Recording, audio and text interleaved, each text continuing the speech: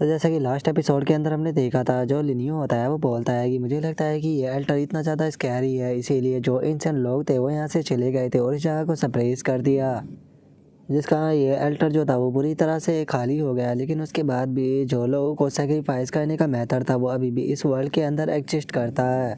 जो सुनकर लुओ डोंगबिन जो होता है वो बोलता है कि क्या इसका मतलब ये अल्टर जो है वो ब्लैक डिजास्टर से रिलेटेड है। जो सुनकर लिनियो बोलता है कि ऐसा भी पॉसिबल हो सकता है, लेकिन हमारी करंट कल्टीवेशन इतनी नहीं है कि हम इसके सीक्रेट का पता लगा सके, तो इसीलिए हमें यहाँ से चलना चाहिए। और इतना बोलते के साथ ही अब हमारा व्यू जो होता है वो एक दिन बाद पर आ जाता है, जहाँ पर कि हम देखते हैं कि वे लोग पृथ्वी तक पहुँच चुके होते हैं। जहाँ पर आने के बाद में जो लिनियो होता है वो बोलता है कि इतने ज़्यादा टाइम जो है वो बीत चुका है, मैं नहीं जानता हूँ कि जो पृथ्वी के क्रिएचर और लोग होंगे वो कितने ज़्यादा बदल चुके होंगे। जो सुनते के साथ ही जो लुओ डोंगबिन होता है वो बोलता है कि इस प्लेनेट के ऊपर जो रिस्ट्रिक्शन लगाई गई है आउटसाइड की वो काफ़ी ज़्यादा स्ट्रॉन्ग है। मेरी कल्टीवेशन एंसेस्टर रियलम पर है, लेकिन उसके बाद भी मैं यहाँ पर सिंगल डाटा भी डिटेक्ट नहीं कर पा रहा। जोसन का लिन चैन जो होता है वो बोलता है कि मुझे नहीं लगता कि इस प्लेनेट पर बिल्कुल भी मज़ा जो है वो आने वाला है, क्योंकि जैसे ही मैं यहाँ पर आया हूँ मेरी कल्टीवेशन जो है वो कई सारे लेवल ड्रॉप हो चुकी है।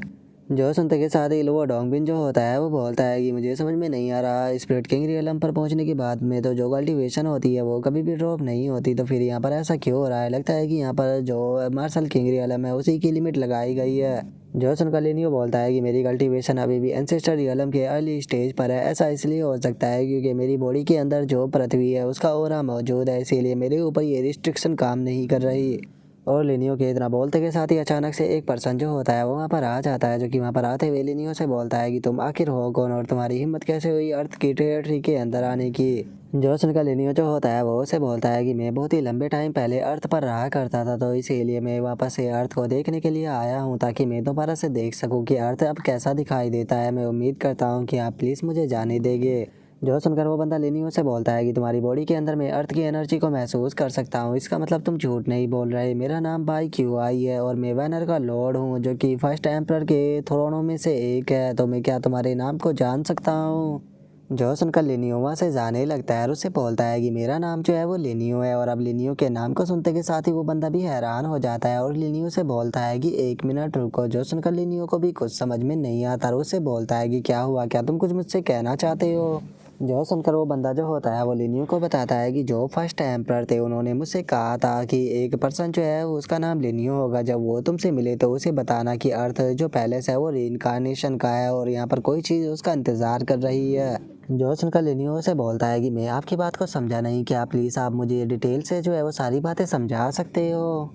जो सुनकर वो बंदा जो होता है वो लिनियो को बताता है कि इसके दो मतलब है। पहले रीइंकार्नेशन का मतलब ये है कि अगर कोई चीज़ जो है वो चाहे कहीं पर भी क्यों ना चली जाए, लेकिन एक टाइम पीरियड के बाद में वो उसी जगह पर वापस लौट कर आ जाती है जहाँ पर कि वो पहले हुआ करती थी। और अगर बात की जाए इसके दूसरे मतलब की, तो एंशिएंट टाइम के अंदर जो अर्थ है उसके ऊपर बहुत ही पावरफुल क्रिएचर जो थे वो हुआ करते थे, लेकिन किसी अननोन रीजन से उन सभी ने अपनी जो मेमोरी थी उन्हें खो दिया, जिसके बाद में वे रीइंकार्नेशन लेते रहे जब तक कि वे पृथ्वी से एस्केप कर नहीं चले गए। जो सुनते के साथ ही लिनियो बोलता है कि लैंड ऑफ रीइंकार्नेशन और लोग जो थे वो एस्केप करके चले गए। मेरे को समझा नहीं, क्या तुम कहना चाहते हो कि जो फर्स्ट एम्परर था वो भी एस्केप कर यहाँ से जा चुका है।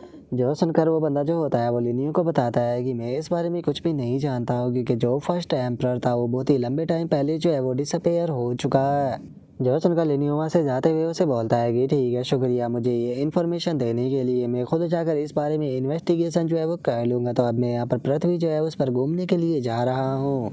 और अब इतना बोलते के साथ ही जो लिनियो होता है वो पृथ्वी पर आ जाता है, जहाँ पर कि वो गलियों में घूमते हुए बोलता है कि कितना खूबसूरत है, जैसा मैं इसे छोड़कर गया था ये जगह आज भी वैसी की वैसी ही है। लेकिन मुझे डर है कि जिन लोगों को मैं जानता था अभी तक तो उनके काफ़ी सारे रीइंकार्नेशन हो चुके होंगे। और लिनियो के इतना बोलते के साथ ही जो वो डोंगबिन होता है वो भी अर्थ को देखते हुए बोलता है कि सच में मानना पड़ेगा कि ये जगह जो है वो बहुत ही ज़्यादा खूबसूरत है।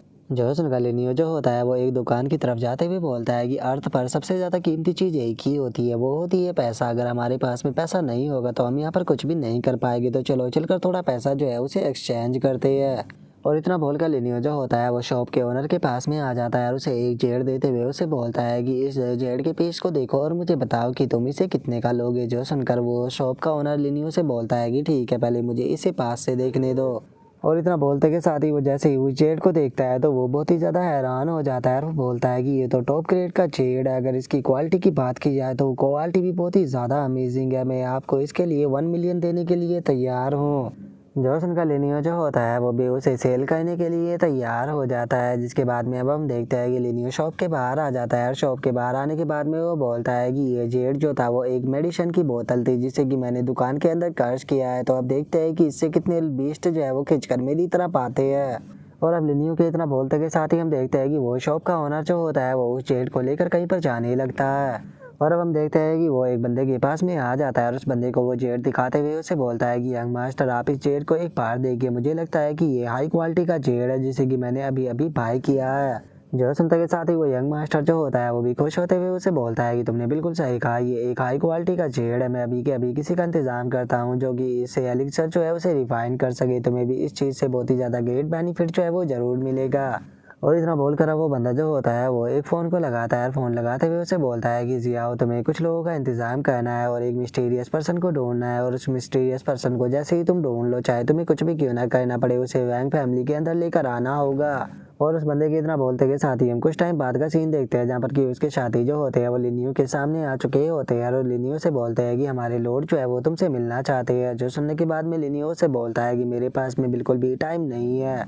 जो सुनकर वो बंदा जो होता है वो लिनियो से बोलता है कि तुम्हारे लिए सही यही रहेगा कि तुम हमारे साथ में चुपचाप कोऑपरेट करो, क्योंकि अगर तुमने हमारे साथ में कोऑपरेट ना किया तो तुम्हें बेफालतू के यहाँ पर सफ़र करना पड़ेगा। जो सुनकर लिनियो से बोलता है कि तुम चाहते हो कि मैं तुम्हारे साथ में कोऑपरेट करूँ, क्या सच में तुम्हें ऐसा लगता है कि तुम इस चीज़ के वर्थे भी हो कि मुझे तुम्हारे साथ में कोऑपरेट करना पड़े।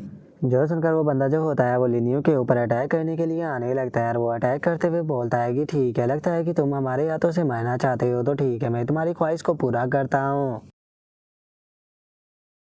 और अब उस बंदे के इतना बोलते के साथ ही हमारा आज का एपिसोड जो होता है वो यहीं पर ही कंप्लीट हो जाता है। तो नेक्स्ट एपिसोड के अंदर देखिए कि आगे क्या होता है। अगर आप लोगों को वीडियो अच्छी लगी हो तो लाइक करना, चैनल को सब्सक्राइब करना। मैं मिलता हूँ नेक्स्ट एपिसोड में, तब तक के लिए बाय बाय गाइस।